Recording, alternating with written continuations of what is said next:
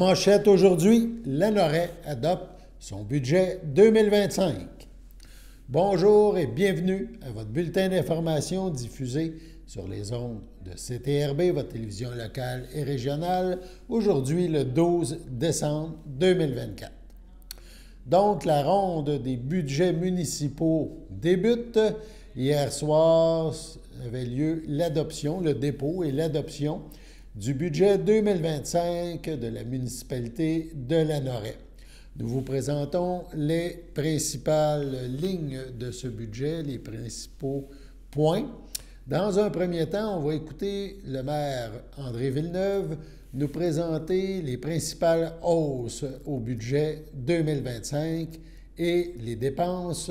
Il fera une mise au point concernant les dépenses incompressibles. On l'écoute. On va aller à facteur important. Donc, il y a une hausse des dépenses de fonctionnement pour 2025. Principale hausse 2025, vous voyez à l'écran. Donc, assurance municipale, on parle d'une hausse de 12 700 $. La Sûreté du Québec, on parle d'une hausse de 122 400 $. Juste peut-être vous rappeler qu'en 2019 ou 2018, on avait une facture d'environ 550 000 et aujourd'hui, on est à 1 million ou presque en termes de coûts pour la Sûreté du Québec. Donc, une hausse de 122 400. Code-part MRC, une hausse de 47 600. Évaluateur, donc on a passé à la MRC. C'est la MRC qui s'occupe de donner le contrat. On a passé d'une firme indépendante avec qui on faisait affaire, il fallait renouveler. On a renouvelé cette année avec la FQM qui fait aussi le travail au niveau des fiches pour l'évaluation des immeubles. Et de ce côté-là, il y a une hausse de 20 000 $. Le camp de jour pour les tout-petits, l'été. Donc, le camp de jour, on anticipe une hausse pour 2025, une hausse marquée. On parle de 55 000 $. Pour 2024, on était à 34 000 $. Mais c'est vraiment parce qu'on anticipe une hausse des inscriptions pour 2025. Élection. Oui. Ça se peut-tu qu'on soit pas sur Internet? Oui, on est là. Ah bon? Oui.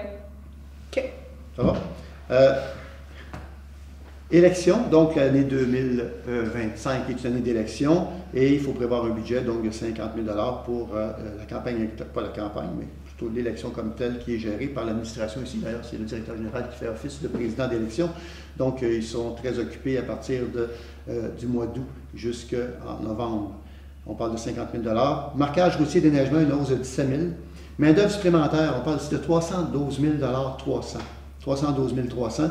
En fait, une nouvelle technicienne comptable, une personne, une coordonnatrice en culture, animation bibliothèque, saisonnier, voirie, et vous savez, déjà en 2024, on l'a fait, on a augmenté les heures pour la piscine, donc au niveau des sauveteurs, il faut prévoir aussi une augmentation de ce côté-là. Ce qui fait en sorte qu'il y a une hausse de 637 000 $. Donc, dépenses, pour comparer, dépenses de fonctionnement en 2024, on était à 7 510 100. Les dépenses de fonctionnement 2025 sont à 8 220 000 pour une hausse totale de 709 900. On mentionne que le budget adopté est de 8 220 000 $ pour 2025. On écoute à nouveau le maire Villeneuve nous parler des dépenses projetées cette fois par poste budgétaire. Les dépenses projetées maintenant. On va y aller avec comparaison. Administration générale, 2024, 1 386 300, 2025, 1 572 100. Ici, je l'ai dit tantôt, là, ça comprend les élections, la hausse de la MRC, l'informatique, la téléphonie aussi à la MRC et technicienne comptable. Sécurité publique, 1 627 600, 2025, 1 788 700. Encore là, ici, sécurité publique, on parle évidemment de la police, une hausse marquée. Sécurité, service incendie aussi de 30 000 $. Sécurité civile, on parle de 41 500, 49 800. Sécurité civile, on parle ici de, entre autres, le salaire des brigadières, contrôleurs animaliers, entente cadet. Vous savez que l'été, on fait appel aux cadets de la Sûreté du Québec pour venir nous prêter main forte sur le territoire. Et évidemment, il y a l'entretien de la barrière au quai. C'est pas mal ce que comprend la sécurité civile. Transport, 1 470 200 en 2024, 1 603 800 en 2025. Ici, on parle d'honoraires professionnels pour la gestion des actifs, les contrats de neige, le lignage, la quote-part MRC, les salaires, 2 saisonniers, puis de la formation aussi. Hygiène du milieu, 1 293 600. 2025, 1 233 700. Donc une baisse, une légère baisse ici. Et elle s'explique en partie, et là c'est important, je sais que les gens sont habitués à ce que la collecte sélective passe toutes les semaines. Là, on n'a pas reçu encore l'avis officiel, mais on s'attend à 99,9% que la collecte sélective pour 2025 passe aux 2 semaines. Tout ça pour vous dire que le gouvernement a donné le contrat, a donné la gestion à Éco-entreprise. Pourquoi on a une baisse? C'est que Éco-entreprise, c'est eux qui paient la collecte sélective au complet. Et là, étant donné que 2025, il n'y en aura plus, c'est-à-dire que la municipalité ne gérera plus, et ni la MRC ne va s'occuper de gérer la collecte sélective, eux, ils nous payent un an en retard. Donc là, ils nous remboursent le montant de 2024. C'est la seule fois où ils vont le faire, parce que c'est la dernière année où la municipalité, 2024 étant la dernière année où la municipalité s'est occupée de la collecte sélective. Donc c'est pour ça qu'on voit ici une baisse à ce niveau-là. Santé bien-être, 14 300, 13 500. Une légère baisse ici au niveau du programme PER, le programme d'aide aux aînés, personnes à risque, qui est, je pense, administré par la pharmacie, entre autres. Aménagement, urbanisme et développement, 348 900. On passe à 363 300. On parle ici de hausse salariale et des frais de formation, entre autres le CCU. Loisirs et culture, 1 231 400 à 1 409 500. Camp de jour, je l'ai parlé tantôt, c'est inclus là-dedans, donc une hausse anticipée de 55 000 pour le camp de jour.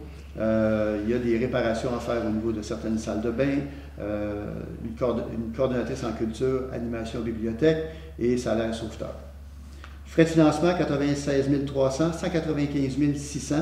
Alors là, on parle des nouveaux frais de financement, on parle du soccer, les puits, le puits 6.3 dont on parle depuis plusieurs années, là. Les travaux arrivent à terme bientôt. Et la rue Rondeau, où on aura fait les infrastructures. Les puits, oui, ça, 6.3. Et c'est pas juste les puits 6.3, c'est aussi l'amélioration des bassins à l'usine d'eau potable. L'amélioration des bassins, aussi des contrôles à l'intérieur de l'usine. Évidemment, un budget, c'est beaucoup de chiffres pour bien saisir, puisque là, on vient parler des dépenses. Le budget global, puis tantôt, après la pause, on va reparler des revenus, est de 8 988 100 $. Donc, on va faire tantôt la comparaison entre les revenus et les dépenses. Sur ce, on va à la pause. Au retour, on parle des revenus à la Norée. Votre station de télévision de Berthierville vous invite cordialement à son bingo hebdomadaire télédiffusé tous les samedis matins dès 9h30. Depuis longtemps, les fans de CTRB se divisent le joyeux montant de 600 $ chaque semaine à cette joute de bingo. N'oublions pas non plus le super bingo mensuel d'une cagnotte de 2000 $ que vous pourriez vous partager chaque premier samedi du mois. Un moment de fébrilité qui pourrait devenir payant pour plusieurs d'entre vous. Pour vous procurer ces fameuses cartes de jeu, les dépositaires participants sont à Berthierville, le dépanneur Formule 1, la station-service Arnois sur le boulevard Gilles Villeneuve, le marché IGA Extra Famille Mont-d'Or sur la rue Gabriel Brissette, le marché Métro Boucher sur la rue Notre-Dame et la pharmacie Proxime sur la rue Frontenac. À Saint-Ignace-de-Loyola, le dépanneur Proxy sur la rue de la Traverse, la boucherie Aldo sur le rang Saint-Michel. C'est donc un rendez-vous hebdomadaire chaque samedi matin à 9h30 sur les ondes de CTRB, votre télévision locale et régionale, celle-ci toujours en haute définition. Toute l'équipe de CTRB vous remercie de votre fidélité et vous souhaite bonne chance.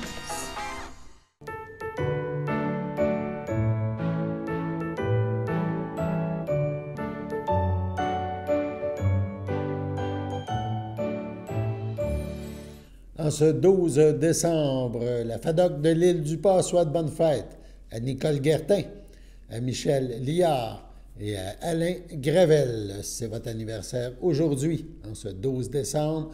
Toute l'équipe de CTRB se joint à moi et vous souhaite bonne fête. On poursuit la façon de décortiquer un petit peu le budget à la Norée, budget 2025. On va juste rappeler pour être précis, donc on parle d'un budget de 8 988 100 $. Les dépenses, on en a parlé tantôt, 8 220 000 $. Il faut ajouter à ça des activités financières qui coûteront 307 500 $ et des dépenses en immobilisation de 460 600 $. Donc, vous avez votre 8,988 millions, voilà. Et les revenus, donc on va en parler dans quelques instants, c'est de 8 335 000, les projections, et on appropriera une partie du surplus, 653 100 $ pour équilibrer le budget. Donc, on écoute le maire de Lanoraie nous parler des revenus anticipés. Revenus projetés, maintenant. Donc, taxe sur la valeur foncière en 2024, dans les revenus, on parlait de 5 20 500. En 2025, on parle de 5 407 600. La taxe sur une autre base, donc on parle ici, entre autres, de taxes de secteur, de prolongement d'aqueduc qui ont eu lieu par le passé. Donc, c'est des taxes qui sont déjà prévues, qui sont déjà collectées en partie d'ailleurs. Il y a des règlements aussi qui arrivent à terme bientôt. On parle de 1 167 100 à 1 368 200. Paiement en lieu de taxes, donc c'est le gouvernement qui nous règle des taxes pour les bâtiments qui sont ici sur le territoire et dont il est propriétaire. On parle de 81 100 en 2024 pour 69 800 en 2025. Services rendus, donc permis, redevances, sablières, droits de mutation, intérêts, arriérés de taxes, intérêts de caisse. En 2024, 771 400. En 2025, 865 300. Autres revenus, location de salle, vente de bacs supplémentaires, revenus de taxes supplémentaires, des réclamations TPS, TVQ, 2024, 28 500, 2025, 22 600, des subventions gouvernementales, entre autres le point de vente. On sait que le gouvernement a rajouté un montant, augmenté le point. On avait un point de vente sur la TVQ. Il y a eu une augmentation et cette année, on a un versement supplémentaire on passe de 279 000 à 382 000 de la part du gouvernement, donc une augmentation d'à peu près 100 000 $ pour la TVQ. Donc de 7 570 000, total des revenus, pour 2025 à 8 335 000. Le maire Villeneuve a par la suite présenté les différents taux de taxes. On regarde un autre extrait. Donc, taux de taxe par tranche de 100 $ d'évaluation. En 2024, la base agricole et forestière était à 0,48 sous. En 2025, elle passe à 0,49 sous 9. 6 logements et plus, il était à 0,64. En 2025, il tombe à 0,66,6. Non résidentiel est à 1,84 ou plutôt 8, 1,8 à 1,13 J'arrondis, là, vous le voyez sur le tableau, là, c'est plus 13,4. Industriel à 1,270 à 1,32 Je répète, industriel, 1,27 et il passe à 1,32 pour 2025. Variation des taux. Donc, sur la taxe générale, base agricole et forestière. Alors ici, on passe de 0,31 sous 7 en 2024 à 0,32,3. Donc, on parle d'une augmentation ici pour tous les immeubles résidentiels, l'augmentation est de 2 Et là, je parle de l'évaluation foncière de chaque immeuble résidentiel. L'augmentation est de 2 6 logements et plus, on a une augmentation aussi de 2 On passe de 0,42, 0,423 à 0,431. Non résidentiel, on passe de 0,760 à 0,783, une hausse de 3 pour ce qui est du non résidentiel. Industriel, une hausse de 3 donc de 0,892 à 0,919. Pour la police, il faut savoir que la police, le coût du service de police est réparti aussi sur la richesse foncière de la municipalité. Donc, plus votre immeuble est évalué cher et plus la taxe que vous payez va en conséquence. Donc, pour la police, en 24, on passe de 0,091 à 1,01, donc un écart de 11 6 logements, là c'était pour le résidentiel, agricole et forestier.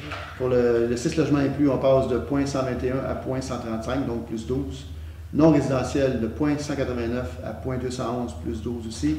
Industriel, 0,221 à 0,247, plus 12 aussi. Vous voyez, plus les bâtiments sont évalués cher. On le voit ici là, avec le résultat de l'écart de pourcentage.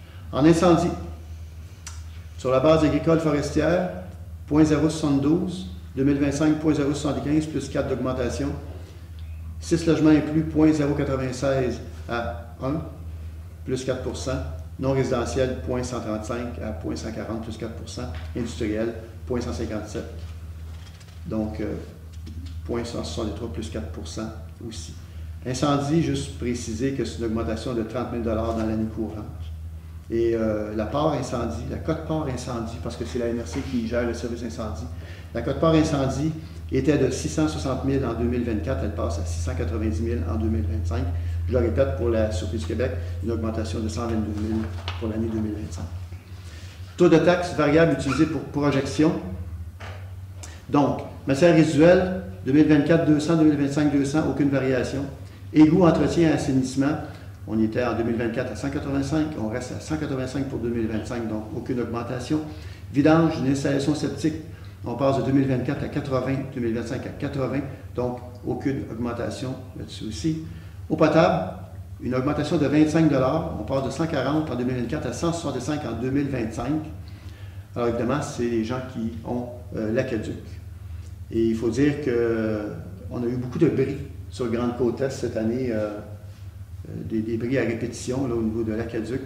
Et ce qu'on va faire en 2025, qu'on prévoit faire, la hausse qui est là, de 25 $ là, par immeuble, il va servir, entre autres, à faire une provision pour éventuellement changer un véhicule, mais aussi et surtout pour faire une auscultation d'une partie du réseau. Qu'est-ce qui cloche? Pourquoi ça brille la répétition? Alors, c'est la question, c'est la grande question. Donc, on va procéder à une analyse de ce côté-là pour essayer de comprendre un peu mieux comment le réseau réagit. Évidemment, un budget municipal, c'est beaucoup, beaucoup de chiffres. On va essayer de donner un petit peu de concret. Le maire Villeneuve a donné des exemples. Résidence et terrain. Une résidence, évidemment, et son terrain valant 335 000 $ en 2025. Donc, il y aura l'augmentation de la taxe foncière de 2 %, plus augmentation pour le service de police, le service incendie, en lien avec le terrain de soccer, le projet de pluie et l'eau, on vient d'en parler. Donc, cette résidence qui vaudrait 335 000 $ voit son compte de taxes passer de 2177 à 2330, une augmentation d'environ 153 $ ou 7 %. Si une autre résidence qui est située dans le village aussi, donc il y a l'eau et les égouts, qui vaut 1 500 000 $, eh bien, l'augmentation sera de 196 $ environ. Si, pour le premier exemple, 335 000, si cette résidence n'a pas le service d'aqueduc et d'égout, la hausse sera d'environ 4 % au lieu de 7 %, donc 86 et 83 et des poussières. Et la même chose pour une résidence valant 1 $, mais qui n'a pas le service aqueduc et égout. Donc, si c'est le cas, eh bien, ça coûtera en plus 129 et quelques sous de plus. On rappelle que si c'est dans le village, c'est 195. Donc, on comprend un peu mieux là, par des points précis. La hausse, évidemment, c'est la hausse des services. La taxe foncière, c'est seulement 2 %, mais évidemment, police, incendie coûte plus cher. Et il y a une taxe d'eau, il y a le projet de puits, évidemment, qui est important à la Noret, et le terrain de soccer. Évidemment, c'est des taxes qui au niveau, exemple, du terrain de soccer, qui diminueront, qui, à un moment donné, s'arrêteront. Donc, c'est à suivre. Mais pour le moment, le portrait est celui-là. Sur ce, on passe à la pause.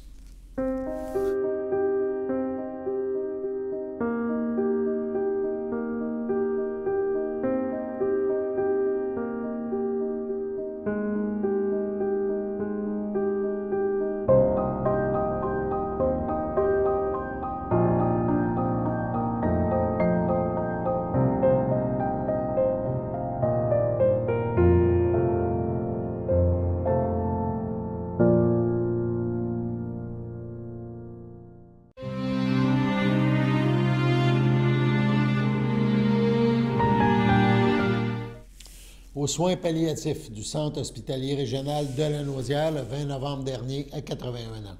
Est décédée Mme Carmen Rémillard, fille de feu Gérard Rémillard et de feu Lorraine Arnois, demeurant à Berthierville. Elle laisse dans le deuil son seul et unique amour, Pierre Poulette, ses filles, Martine, Michel Doiron, Marie-Claude, sa petite-fille Élodie, qu'elle aimait tellement, son filleul Éric Rémillard, Nathalie Harvey, ses frères, ses sœurs, ses beaux-frères et belles-sœurs, Solange Rémillard, Claude Rémillard, feu Marie-Paul Harvey, feu Nicole Rémillard, feu Michel Valois, Francine Rémillard, feu Yvon Bérard, Diane Rémillard, Jacques Lebeau, Alain Rémillard, feu Marguerite Gravel, Françoise Poulette, feu Fernand Bellumeur, Pauline Poulette, Paul-Aimé Ladouceur, Suzanne Poulette, Régent Laporte, Marie-Lise Poulette, Marcel Poulette, Louise Leblanc, ainsi que plusieurs neveux, nièces, autres parents et amis.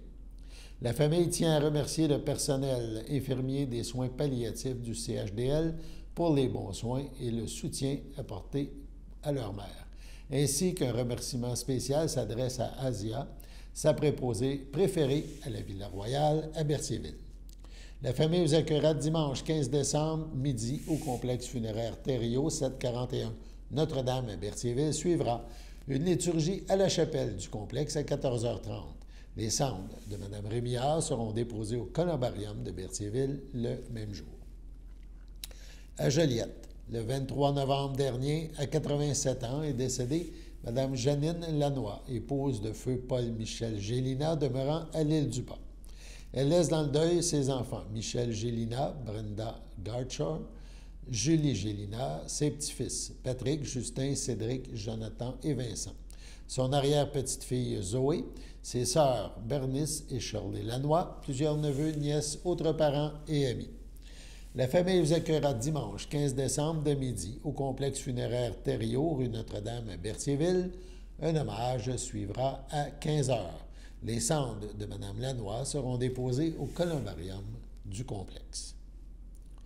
Au CHDL de Saint-Charles-Borromée, le 4 décembre, à l'âge de 90 ans, est décédée Mme Marielle Chartier, épouse de feu Gérard Malbeuf, demeurant à Saint-Barthélemy, native de Saint-Thomas.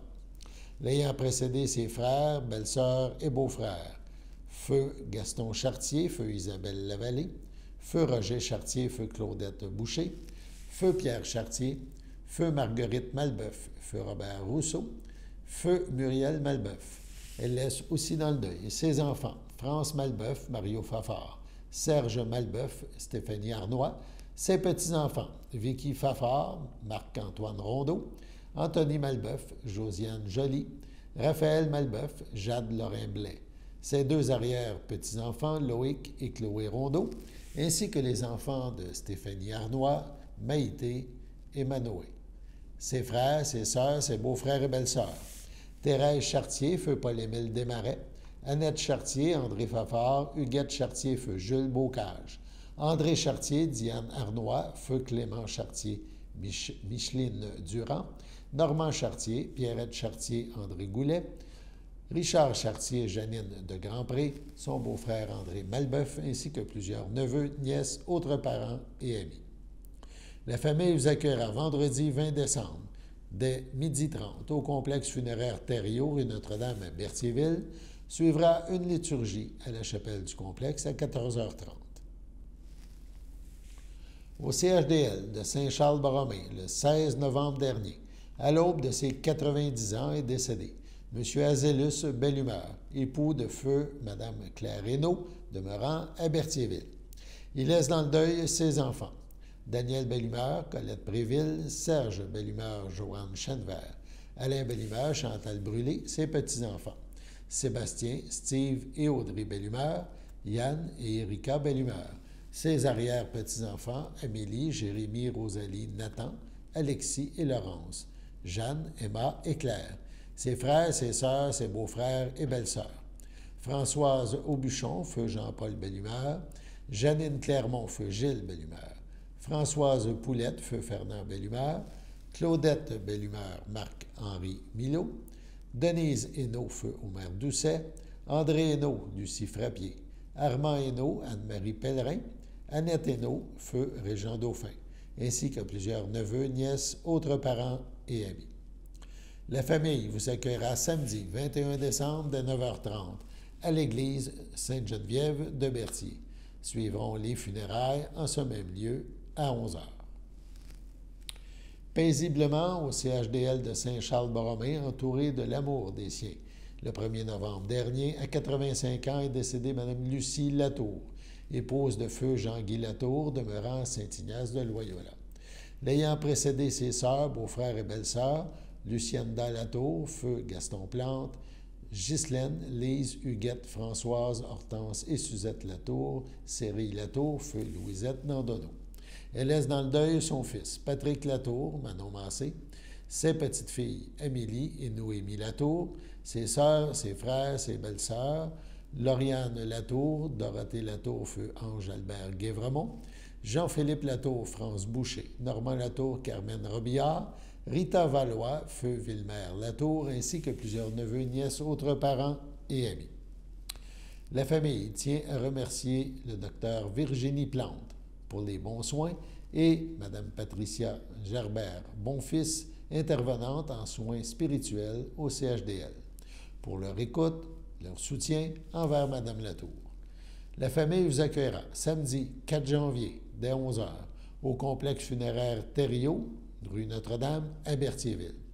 Suivront les funérailles à 14h en l'église de Sainte-Geneviève de Berthier. Mme Latour sera inhumée à une date ultérieure au cimetière à Saint-Ignace de Loyola. Au CHDL de Saint-Charles-Borromée, le 5 décembre, à 83 ans, est décédé M. Albert Sylvestre, époux de Agathe Bérard, demeurant à Saint-Cuthbert.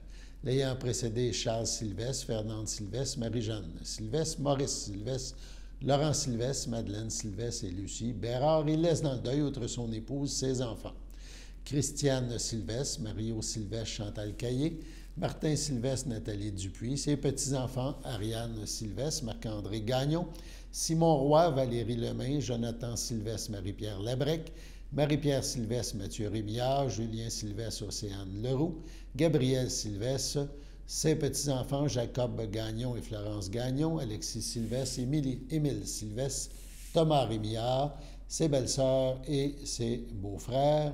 La famille vous accueillera dimanche 5 janvier dès 11h au complexe funéraire Thériault à Berthierville. Suivra une liturgie à la chapelle du complexe.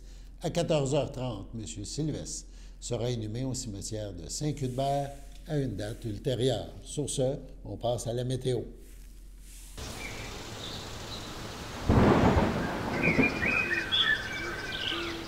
Bienvenue à votre météo de cette semaine. Aujourd'hui, jeudi soir, ce sera un ciel variable, une température de moins 5, un temps ressenti de moins 12. Jeudi nuit, ce sera dégagé, une température de moins 11, un temps ressenti de moins 18. Vendredi matin, ce sera ensoleillé, une température de moins 11, un temps ressenti de moins 19. Vendredi après-midi, ce sera généralement ensoleillé, une température de moins 7, un temps ressenti de moins 14. Vendredi soir, ce sera dégagé, une température de moins 11, un temps ressenti de moins 17. Vendredi nuit, ce sera dégagé, une température de moins 16, un temps ressenti de moins 22. Et voilà, c'était tout pour votre météo.